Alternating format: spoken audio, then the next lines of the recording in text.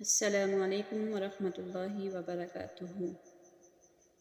آج کی اس کلاس میں ہم انشاءاللہ وقف کرنے کے قاعدے یا اصول سیکھیں گے کہ قرآن پاک کی تلاوت کرتے ہوئے وقف کرنے کا کیا طریقہ ہے۔ وقف کا معنی رکنا یا ٹھہر جانا ہے، اور قرآن پاک کی تلاوت کرتے ہوئے آواز اور سانس کو توڑ دینا اور رک جانا کو وقف کہتے ہیں۔ تو وقف کرنے کے بہت سے طریقے ہوتے ہیں۔ اگر ہم قرآن پاک کی تلاوت کر رہے ہیں اور ہمارا سانس ٹوٹ جائے اور ہم وہاں پر رک جائیں، تو جس حرف یا لفظ پر ہم رکیں، کبھی اس کی آخر میں زبر آ رہی ہے، کبھی زیر ہے، کبھی پیش ہے، کبھی دو زیر ہیں، کبھی دو زبر ہیں، کبھی دو پیش ہیں، کبھی آخر میں الف ہے، کبھی کھڑی حرکات ہیں، الغرض اسی طرح سے بہت سی علامات آ جاتی ہیں۔ تو ہر ایک علامت کے آ جانے پر وقف کرنے کا ایک الگ طریقہ ہوتا ہے۔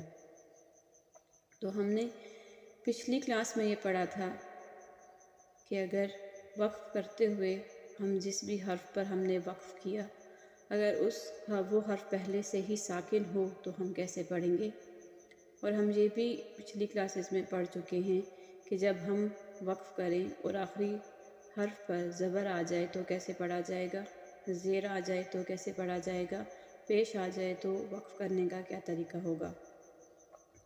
اگر آپ نے وہ والی کلاسز نہیں دیکھی تو آپ پہلے وہ کلاسز دیکھ لیجئے تاکہ آپ کو وقف کرنے کا طریقہ اچھی طرح سے ذہن نشین ہو جائے۔ آج کی اس کلاس میں ہم پڑھیں گے کہ اگر وقف کرتے ہوئے لفظ کے آخری حرف پر دو زبر، دو زیر اور دو پیش آ جائیں تو پھر وقف کرنے کا کیا طریقہ ہوگا۔ تو آئیے ہم اپنے سبق کا آغاز کرتے ہیں۔ اعوذ باللہ من الشیطان الرجیم، بسم اللہ الرحمن الرحیم۔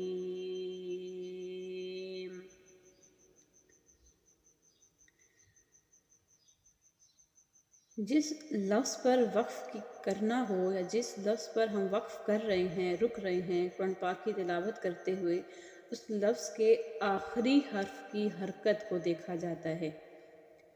آج ہم دو زبر، دو زیر، دو پیش کو پڑھ رہے ہیں، تو یہ میرے پاس درود شریف جو کہ سب سے افضل درود ابراہیمی جو کہ ہم نماز میں پڑھتے ہیں ہر روز، یہ وہ درود ہے۔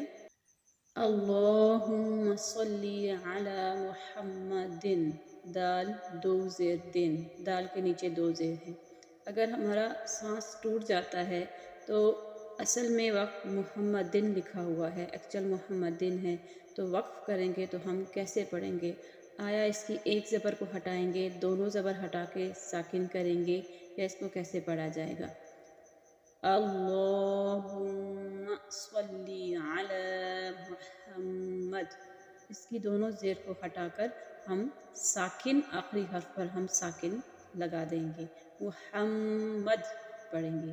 کسی بھی لفظ کے آخری حرف پر اگر دو زیر آ جائیں تو وقف کی صورت میں آخری حرف ساکن ہو جائے گا، جزم آ جائے گی، دو زیر کو ہٹا دیا جائے گا، محمد محمد۔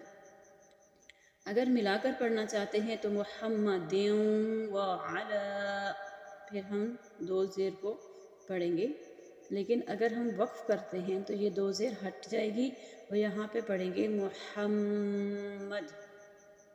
یہ ذہن نشین ہو گیا۔ اگلی مثال ہمارے پاس دو پیش کی ہے کہ اگر ہم وقف کریں اور لفظ کے آخری حرف پر دو پیش آ جائے تو وقف کی صورت میں کیسے پڑھیں گے؟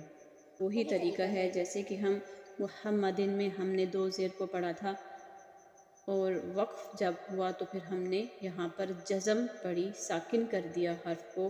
اسی طرح اگر کسی لفظ کے آخری حرف پر دو پیش آ جائیں تو وقف کی صورت میں وہ جزم ہو جاتی ہے، جزم سے بدل دیا جاتا ہے، اس حرف کو ہم ساکن کر دیتے ہیں۔ ساکن کسے کہتے ہیں؟ جس حرف پر جزم آ جائے اسے ہم تجوید میں ساکن کہتے ہیں۔ اب یہ وَعَلَى آلِ إِبْرَاهِيمَ إِنَّكَ حَمِيدٌ، اصل میں حمیدن ہے، جب اگر ہم یہاں پر وقف کریں گے تو یہ بنے گا انک حمید، انک حمید۔ دو زبر کی مثال کے لیے ہم سورہ اخلاص دیکھ لیتے ہیں۔ سورہ اخلاص کی آخری آیت، یہ سورہ اخلاص جو ہم روز نماز میں پڑھتے ہیں، قُلْ هُوَ اللَّهُ أَحَدٌ، سورہ اخلاص یہ دو زبر ہیں، وَلَمْ يَكُنْ لَهُ كُفُوًا، تو دو زبر اگر ہم نے یہاں پر وقف کرنا ہے تو دو زبر کو ہم ایک الف میں بدل دیتے ہیں، ایک الف پڑھا جائے گا آخر میں، ایک زبر پڑھی جائے گی، ٹھیک ہے؟ جیسے کفوًا ہے، اگر ہم یہاں وقف پڑھتے ہیں تو کفوا پڑھا جائے گا، وَلَمْ يَكُنْ لَهُ كُفُوًا، ہم رک گئے تو ہم یہاں پر کفوا پڑھیں گے۔ قُلْ هُوَ اللَّهُ أَحَدٌ، اس سورہ میں بھی دو پیش کی مثال ہے، قُلْ هُوَ اللَّهُ أَحَدٌ، وقف کی صورت میں احد پڑھیں گے، ہم ایسے نہیں پڑھ سکتے قُلْ هُوَ اللَّهُ أَحَدٌ اور ہم آواز بھی روک دیں اور اپنا سانس بھی روک دیں اور آواز بھی توڑ دیں، ایسے پڑھنے کا طریقہ صحیح نہیں ہے۔ وقف کرنے کی صورت میں ہمیں دو پیش پر جزم پڑھنی ہوگی، قُلْ هُوَ اللَّهُ أَحَدٌ اللَّهُ الصَّمَدُ، اگر ہمارا سانس آگے جا رہا ہے، اگر ہم نے دو آیات کو ملا کر پڑھنا ہے تو پھر اس کو ہم پڑھ سکتے ہیں۔ اگر ہم نے یہاں وقف کرنا ہے، سانس اور آواز کو توڑ کر وقف کرنا ہے تو پھر ہم احد پڑھیں گے، احد۔ اگر ہم نے آگے جانا ہے تو پھر ہم اپنی سانس اور آواز کو توڑ نہیں سکتے، سانس اور آواز کو توڑنا مطلب رک جانا، اگر ہم رک گئے ہیں تو پھر ہمیں یہاں پر حرکات میں رد و بدل کرنا ہوگا، یہ وقف کے طریقے ہیں۔ تو آج کی کلاس میں ہم نے یہ سیکھا کہ دو زبر، دو زیر اور دو پیش اگر کسی کلمے کے آخر میں آ جائیں تو ان کو پڑھنے کا کیا طریقہ ہے۔ دو زیر اور دو پیش کے آ جانے کی صورت میں ہم آخری حرف کو ساکن کر دیں گے، جزم پڑھیں گے، اور دو زبر آ جانے کی صورت میں وہاں پر ایک زبر پڑھی جائے گی، ایک زبر ایک الف سے اس کو بدل دیا جاتا ہے تو ایک زبر جو ہے وہ پڑھی جائے گی۔